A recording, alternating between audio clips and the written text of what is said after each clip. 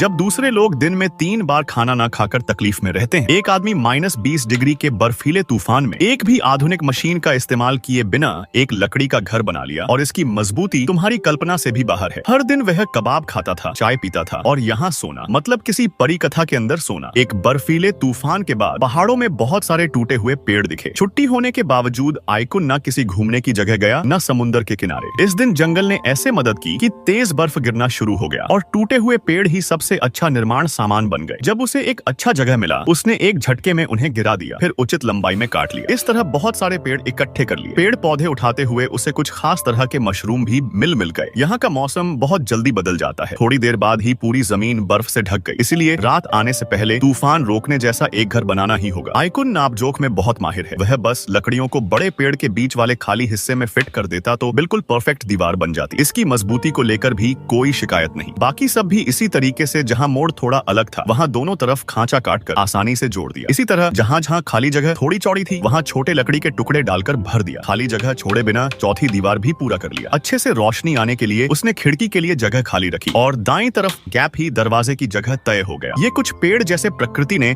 उसे उपहार में दिए हों, जिन पर उसने पूरा घर खड़ा किया। आराम करने का समय भी नहीं मिला, वह फिर कुछ पतली लकड़ियां लाकर छत की संरचना बनाने लगा और बेहतर तरीके से जोड़ने के लिए आइकुन ने लकड़ी पर खांचा काट लिया। उसने यह सुनिश्चित किया कि लकड़ियां कहीं लुढ़क न जाएं। वह सोच रहा था कि काई से छत बनाएगा, तब उसके पास छत का सामान नहीं था। काई इकट्ठा करते समय उसे अचानक एक बड़ा ओक का पेड़ दिखा। वह तुरंत आरी और कुल्हाड़ी से ओक के पेड़ की छाल उतारने लगा। ये छालें काई से छत बनाने के लिए बहुत बेहतर थीं। जब उसने पूरी छत को छाल से ढक दिया, तब तक जंगल में और ज्यादा बर्फ गिरने लगी। वह जल्दी से एक बैग काई इकट्ठा करके ले आया। इनको लकड़ी की दरारों में भर दिया। काई होने से आश्रय की गर्मी आसानी से बाहर नहीं जाएगी। यह काम खत्म होते ही वह फिर लकड़ी लेकर आया बिस्तर बनाने के लिए। लकड़ियों को पूरा भर देने के बाद उसने पाइन की पत्तियां भी बिछा दी ताकि सोते समय पीठ में दर्द न हो। इस समय बर्फ इतनी गिर रही थी कि जमीन ढंक जाने वाली थी। फिर भी उसने चिंता नहीं की। बर्फ के नीचे से कुछ पत्थर खोदकर निकाले और उन्हें घेर कर आग जलाने की जगह बना ली। छत बनाते समय उसने एक स्काईलाइट भी खाली छोड़ा था। सब तैयार हो जाने के बाद ठंड सहन न कर पाने पर उसने अपने लिए लकड़ी चिरी और बिना देर किए आग वाली जगह पर सजा दी। बर्फ आंख में न चली जाए इसलिए उसने बोरी से एक आसान सा दरवाजा खिड़की बना ली। आखिर में उसने कमरे के अंदर आग जलाई। निःशब्द जंगल के बीच किसी भी आधुनिक उपकरण के बिना बना यह आश्रय कितना गर्म महसूस हो रहा था बताया नहीं जा सकता। उसने मांस पर मसाला छिड़का और फिर लकड़ी कोयले की आग पर सीधे ग्रिल किया। मांस पक जाने के बाद बर्फ से ढके सुनसान जंगल में भी वह अपने बनाए घर के अंदर कबाब खाते खाते, चाय पीते पीते जंगल की जिंदगी को पूरा महसूस कर रहा था। अगली सुबह जब आइकुन बाहर निकला, उसके सामने बर्फ पर बनी एक नई दुनिया थी, सपने जैसी, फिर भी बिल्कुल असली।